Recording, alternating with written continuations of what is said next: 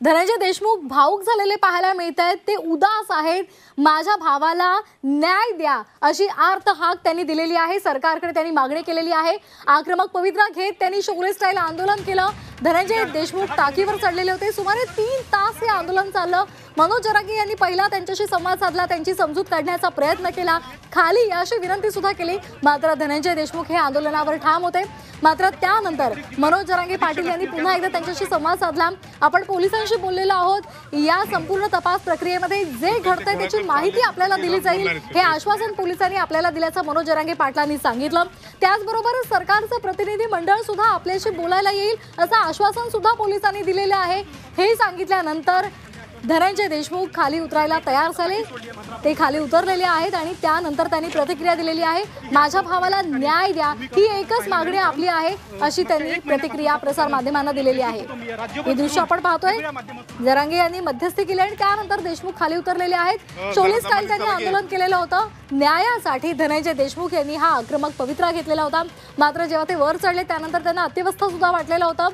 थोड्या वेळाने त्यांच्या आजूबाजूला जे त्यांचे समर्थक होते, त्यांच्याबरोबरचे जे नातेवाईक होते, त्यांनी त्यांना पाणी दिलं। त्यानंतर ते थोडंसं बरं वाटल्यानंतर त्यांनी आंदोलनाच्या पवित्रावर ठाम असल्याचं सांगितलं। मात्र मनोज जरांगे पाटील यांनी त्यांची समजूत काढली, त्या मध्यस्थीला यश आलं आणि त्यानंतर धनंजय देशमुख आता खाली उतरलेले आहेत। वैभवी देशमुख हिने प्रतिक्रिया दिलेली आहे। 35 दिवस या हत्या प्रकरणाला उलटलेले आहेत, मात्र अद्यापही तिसरा मारेकरी हा मोकाट फिरतोय। त्याला अटक कधी होणार आणि या संपूर्ण तपास प्रक्रियेमध्ये नेमकं काय घडतंय याची माहिती आम्हाला दिली गेलेली नाही। प्रसार माध्यमांच्या माध्यमातून ज्या बातम्या आमच्या समोर येत आहेत त्यातूनच आम्हाला माहिती मिळते आणि त्यामुळे तपास यंत्रणेमधली इत्यंभूत माहिती आम्हाला मिळावी ही मागणी वैभवी देशमुखने केलेली आहे। संतोष देशमुख यांच्या कन्या वैभवी देशमुख यांनी प्रसार माध्यमांशी बोलताना ही माहिती दिली आहे आणि त्याचबरोबर लवकरात लवकर आरोपींवर मोक्का लावावा, 302 अंतर्गत त्यांच्यावर गुन्हा दाखल व्हावा ही मागणी त्यांनी केलेली आहे। ही दोन दृश्य आपण पाहतोय। न्यायासाठी धनंजय देशमुख यांनी शोले स्टाईल आंदोलन केलेलं होतं। पाण्याच्या टाकीवर ते चढलेले होते। सुमारे 3 तास ते पाण्याच्या टाकीवर होते। मात्र मनोज जरांगे पाटील यांनी मध्यस्थी करत त्यांना फोन केला, समजूत काढली आणि त्यानंतर 3 तासानंतर देशमुख टाकीवरून खाली उतरलेले आहेत। खाली उतरल्यानंतर त्यांनी मनोज जरांगे पाटलांना कडकडून मिठी मारलेली आहे। भावुक झालेले ते पाहायला मिळाले।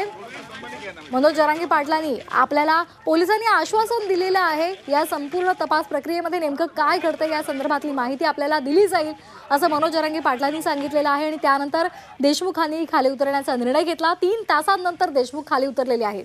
ही दोन दृश्य आपण झी24 तासवर पाहतोय। देशमुखांनी आंदोलन मागे घेतलेलं आहे, मात्र हा लढा सुरूच ठेवणार आहोत। माझ्या भावाला न्याय द्या अशी मागणी त्यांनी केलेली आहे। दरम्यान वैभवी देशमुख संतापलेली होती, संतप्त प्रतिक्रिया तिने दिलेली आहे। जर माझ्या वडिलांना न्याय मिळत नाही तर आम्ही काय करावं, त्यापेक्षा आम्ही सुद्धा पाण्याच्या टाकीवर चढतो, आम्ही सुद्धा आत्महत्या करतो आणि त्यानंतर सरकारनं पोलिसांनी आम्हाला न्याय द्यावा असं संतप्त प्रतिक्रिया वैभवी देशमुखने दिलेली आहे।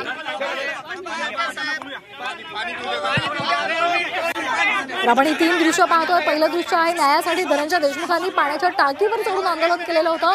त्यानंतर 3 तासांनंतर देशमुख टाकीवर चढलेले होते, मात्र मनोज जरांगे पाटलांचा फोन आला आणि त्यानंतर ते खाली उतरले। आता धनंजय देशमुख घरी परतलेले आहेत। दरम्यान वैभवी देशमुखना प्रश्न उपस्थित केलेले आहेत। आमच्या घराबाहेर पोलिसांचा बंदोबस्त आहे, मात्र तरी सुद्धा ते धनंजय देशमुखांना त्यांनी का रोखलं नाही? धनंजय देशमुख टाकीवर चढले त्यावेळेला पोलीस काय करत होते असा संतप्त सवाल सुद्धा वैभवी देशमुखने विचारलेला आहे। आता ही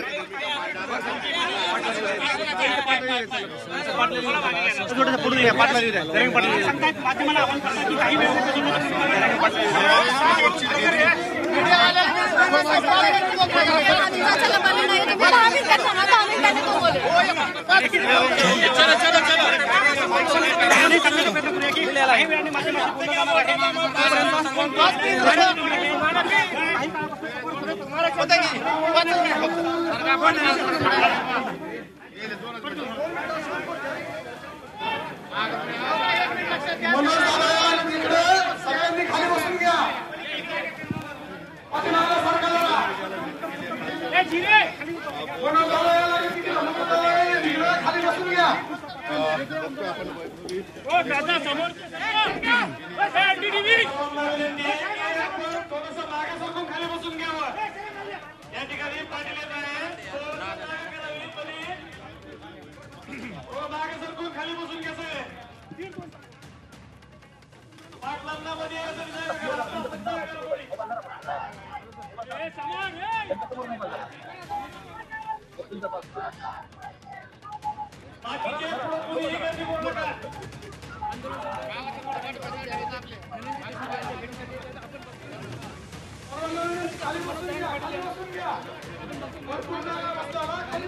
तर ही दृश्य आपण पाहतोय.